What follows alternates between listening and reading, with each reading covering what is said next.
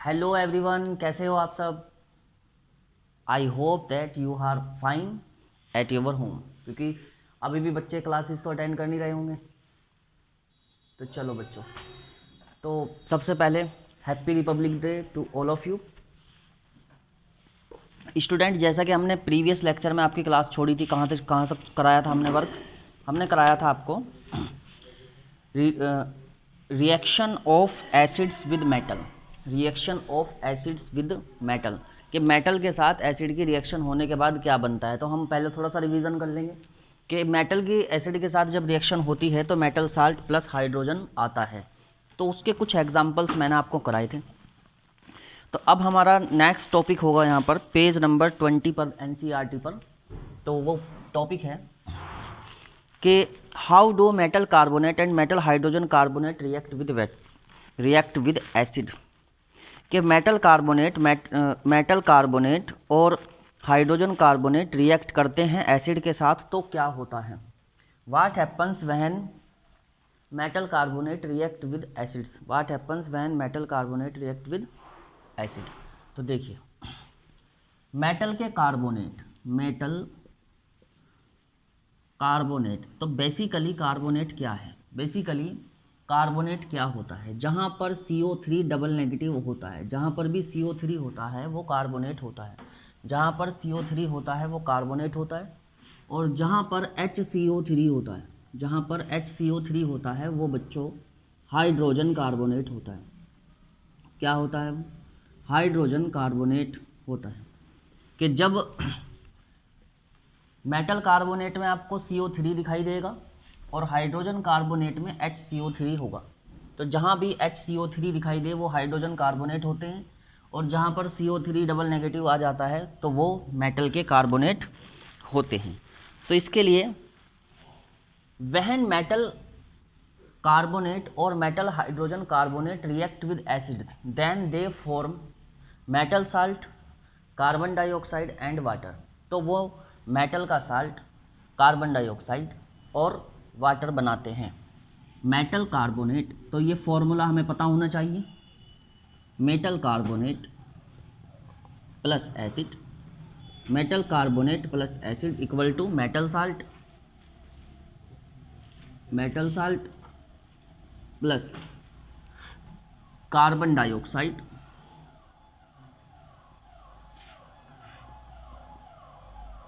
Plus water.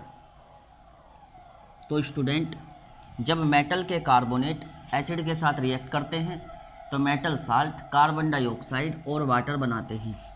तो carbon dioxide का formula तो सभी बच्चों को पता ही होगा, CO2 होता है, और वाटर भी सभी जानते होंगे, HCO3 होता है। तो मेटल के कार्बोनेट हो या मेटल हाइड्रोजन कार्बोनेट हो, कंडीशन सेम ही रहेगी, कुछ नहीं बदलेगा। Metal hydrogen carbonate plus acid. अगर हम मेटल हाइड्रोजन कार्बोनेट की एसिड के साथ रिएक्शन करते हैं, हाइड्रोजन कार्बोनेट का मतलब होता है HCO3, और मेटल कार्बोनेट का मतलब होता है जहाँ पर मेटल कुछ होगी और CO3 आएगा। तो जहाँ पर CO3 आ जाते हैं वो कार्बोनेट होता है, जहाँ पर HCO3 आ जाता है वो मेटल हाइड्रोजन कार्बोनेट होता है। तो ये बता चुका हूँ मैं। तो metal hydrogen carbonate plus acid equal to वही मेटल का salt plus CO2 and H2O तो ऐसा होगा। तो कुछ एग्जाम्पल से इसको हम समझेंगे जो कि हमें NCERT में दिए हुए हैं। तो पहले हमारी सोडियम कार्बोनेट की रिएक्शन HCl से कराई गई है पेज नंबर 20 पर। सोडियम कार्बोनेट की रिएक्शन HCl से कराई गई है। सोडियम कार्बोनेट प्लस HCl तो क्या बनेगा?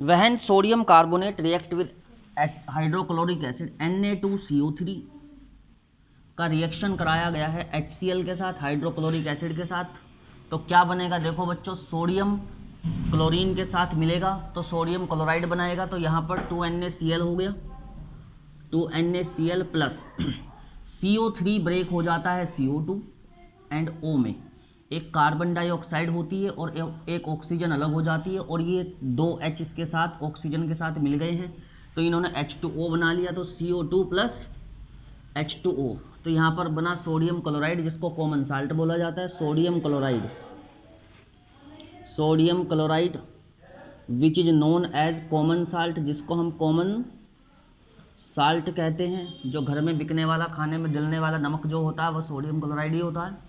उसके बाद CO2 कार्बन डाइऑक्साइड गैस होगी और वाटर बनेगा। तो जैसे कि हमने पहले देखा था, पिछली इक्वेशन में मैंने आपको बताया था कि जब हमारे पास हाइड्रोजन गैस निकली थी तो वो साउंड के, पॉप साउंड के साथ जली थी। तो जब अब कार्बन डाइऑक्साइड गैस निकलती है तो उसमें भी कुछ चेंज, उसमें उसको भी आप आइडेंटिफाई कर सकते हैं। How you identify carbon dioxide, how you identify carbon dioxide gas, किस तरीके से आप कार्बन डाइऑक्साइड गैस को आइडेंटिफाई करेंगे। तो मान लीजिए ये कोई टेस्ट ट्यूब है, तो इस टेस्ट ट्यूब में हमने Na2CO3 को मिलाया है, Na2CO3 प्लस हाइड्रोक्लोरिक एसिड की रिएक्शन कराई, तो यहाँ पर आगे जो गैस बनी होगी तो वो गैस कौन सी बनी होगी बच्चों, CO2 आएगी।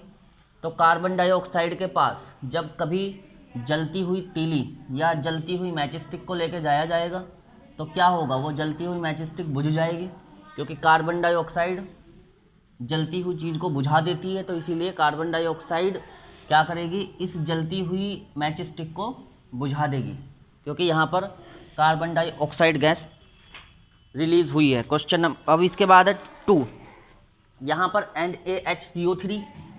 NaHCO3 देखो, CO3 का मतलब हुआ हाइड्रोजन कार्बोनेट, हाइड्रोजन कार्बोनेट की रिएक्शन कराई गई यहाँ पर HCl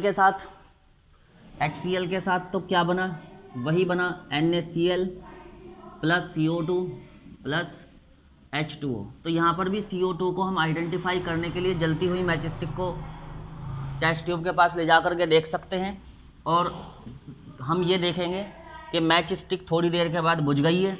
तो बुझने का मतलब ये है कि यहाँ पर कार्बन डाइऑक्साइड गैस इवॉल्व हुई होगी, कार्बन डाइऑक्साइड गैस इवॉल्व हुई होगी।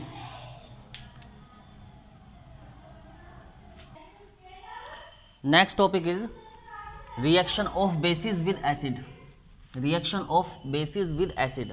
जब बेस की एसिड के साथ रिएक्शन होती है तो साल्ट और वाटर बनता है। क्या बनता है, साल्ट और वाटर। तो रिएक्शन बेसिस की एसिड के साथ होने वाली रिएक्शन को न्यूट्रलाइजेशन रिएक्शन कहा जाता है।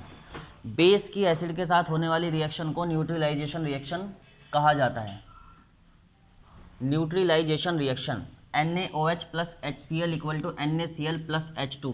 एग्ज़ाम में कई बार ये पूछा गया है, तो 2021 के लिए ये इम्पोर्टेंट क्वेश्चन होगा आप लोगों का, मोस्ट इम्पॉर्टेंट क्वेश्चन कि what do you mean by neutralisation reaction. कई बार ये पूछा जाता है। तो NaOH plus HCl equal to NaCl plus H2O, आप इसका जवाब देंगे। Question number 2, reaction of acid with metal oxide, reaction of acid with metal oxide.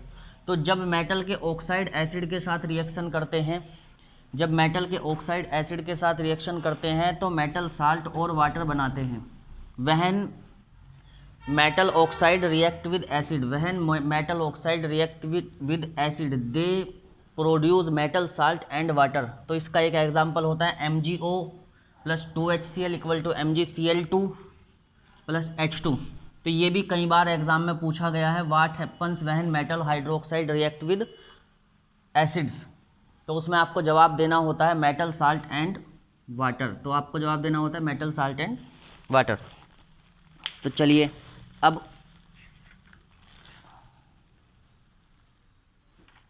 इसके बाद पेज नंबर 22, पेज नंबर 22 पर कुछ क्वेश्चंस दिए हुए हैं। फर्स्ट क्वेश्चन आपको नहीं करना है NCERT का, क्वेश्चन नंबर 2 एंड 3 करना है, क्वेश्चन नंबर 2 एंड 3 करना है। तो क्वेश्चन नंबर 2 एंड 3 करेंगे।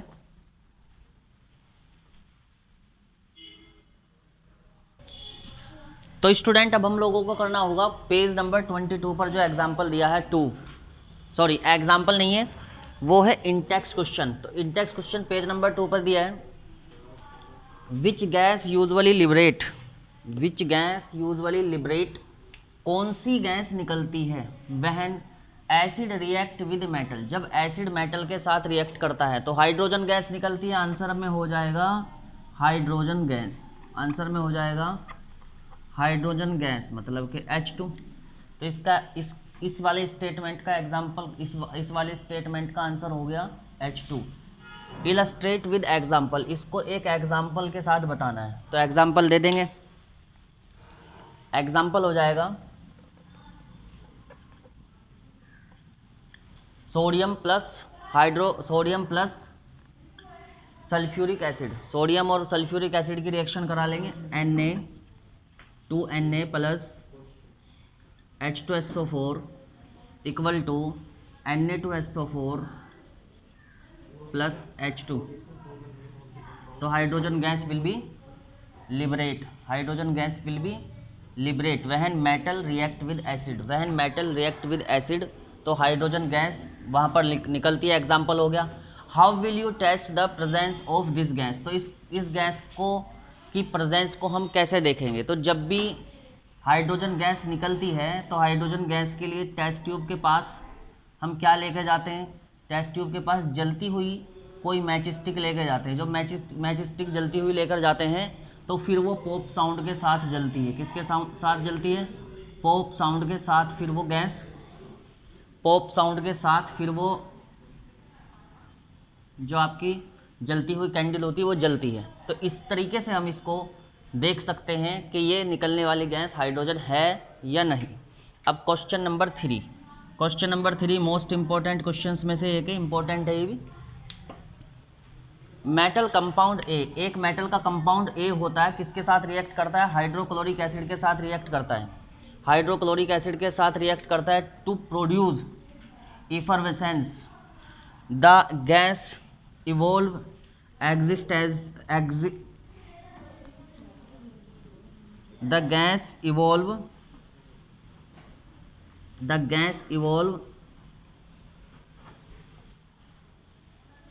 extinguished a burning candle। तो जो गैस निकलती है वो जलती हुई मोमबत्ती को बुझा देती है। जो गैस निकलती है वो जलती हुई मोमबत्ती को बुझा देती है।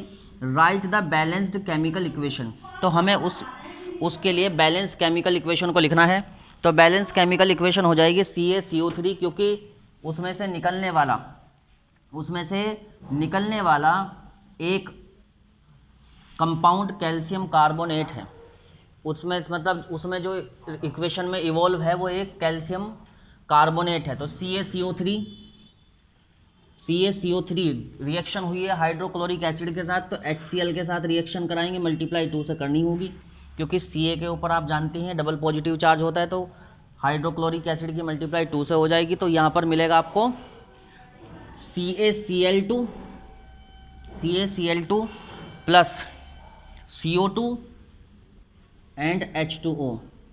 तो ये भी हम जानते हैं कि when metal carbonate react with acid they form salt carbon dioxide and water. तो इस तरीके से क्वेश्चन नंबर 3 का आंसर भी हो जाता है। स्टूडेंट, अब जैसे कि आपको मैंने बता दिया कि NCERT के पेज नंबर 22 पर जो क्वेश्चन थे, क्वेश्चन नंबर 2 और 3 करना था, वो मैंने आपको करा दिया है। अब इसके बाद आपको pH वैल्यू, pH स्केल के बारे में हमने पहली वाली वीडियो में बता दिया था कि pH वैल्यू कितनी एसिडिक सब्सटेंस की होती है, pH वैल्यू कितनी बेसिक सब्सटेंस की होती है। फिर इसके बाद एक ये टेबल होती है, टेबल 2.2 हमें कंप्लीट करनी होती है, तो वो मैं कंप्लीट करी हुई टेबल आपको टेलीग्राम पर दे दूंगा, तो टेलीग्राम से देख लीजिए। इसके बाद और इम्पोर्टेंट क्वेश्चंस जो आपको करने होते हैं, वो होते हैं फिर कि bleaching, formation of bleaching powder और ब्लीचिंग पाउडर के यूजेज। ये ब्लीचिंग पाउडर के uses of baking soda, washing soda का इक्वेशन और उसके यूजेज याद करने होते हैं। ये NCERT में सब दिए हुए हैं, तो उसी तरीके से आप करिए। बहुत मोस्ट इंपॉर्टेंट होता है प्लास्टर ऑफ पेरिस का केमिकल रिएक्शन और उसका जिप्सम का केमिकल रिएक्शन कई बार पूछा गया है। तो अब क्वेश्चन नंबर पेज नंबर 33 पर क्वेश्चन नंबर 1 पर हूँ मैं। What is the common name of compound CaOCl2। तो जो एक कंपाउंड होता है CaOCl2 उसका कॉमन नेम क्या होता है? कॉमन नेम उसका होता है ब्लीचिंग पाउडर, और केमिकल नेम होता है उसका कैल्शियम ऑक्सीक्लोराइड। कैल्शियम ऑक्सीक्लोराइड, और कॉमन नेम क्या होगा उसका? ब्लीचिंग पाउडर, और केमिकल नेम होगा उसका बच्चों calcium oxychloride CaOCl2। Important questions में से एक है। Page number 33 NCERT question number first ये करना होता है। Question number 2, name the substance which on treatment of chlorine yield bleaching powder. Name the substance which on treatment with chlorine yield bleaching powder. तो वो सब्सटेंस कौन सा होता है? वो सब्सटेंस होता है आपका जिससे ब्लीचिंग पाउडर बनता है, जिससे ब्लीचिंग पाउडर बनता है वो होता है CaOH का होल ट्वाइस। वो होता है CaOH का होल ट्वाइस। तो CaOH का होल ट्वाइस इसमें लिख लेंगे पेज नंबर 33 के क्वेश्चन नंबर 2 में। फिर क्वेश्चन नंबर 3 है, name the substance compound which is used for softening hardness of water. तो ऐसा कौन सा सब्सटेंस होता है जो वाटर की हार्डनेस को कम करने के लिए काम में आता है? जो वाटर की सॉफ्टनेस, वाटर की हार्डनेस को कम करने के लिए काम आता है। बताओ कौन सा होता है वो? वॉशिंग सोडा होता है। Na2CO3 Na2CO3 will be chemical formula for this compound. फिर क्वेश्चन नंबर 4 एंड 5 आपको ऊपर से मिल जाएंगे। सोडियम हाइड्रोजन कार्बोनेट को हीट करने के बाद वाली रिएक्शन पीछे दी हुई है। और question number 5, right an equation two show the reaction base between plaster of Paris and water. तो इक्वेशन हो जाएगी बिल्कुल जस्ट ऊपर दी है 33 पेज पर, CaSO4 into half H2O plus 1 mole 1/2 H2O equal to CaSO4 into 2 H2O। तो this will be the equation for question number 5। इसके बाद आपके इम्पोर्टेंट क्वेश्चंस की सीरीज को आगे बढ़ाते हुए कल से आपका एक्सरसाइज का सॉल्यूशन होगा। और इसके बाद होगा बच्चों एक्सरसाइज के सॉल्यूशन के बाद हम क्या करेंगे? एक्सरसाइज के सॉल्यूशन के बाद हम करेंगे एग्जाम्पलर के MCQs का सॉल्यूशन एंड इम्पोर्टेंट क्वेश्चंस का सॉल्यूशन उसके तब करेंगे। और इसको चैप्टर को कंप्लीट सीरीज देखने के लिए आप एसिड बेसिस साल्ट की 4 वीडियो की सीरीज पड़ी हुई है यूट्यूब चैनल पर मेरे। तो उसमें चारों के चारों लेक्चर आप कंप्लीटली समझ सकते हैं अगर आप चाहें तो have a nice day, best of luck for board examination.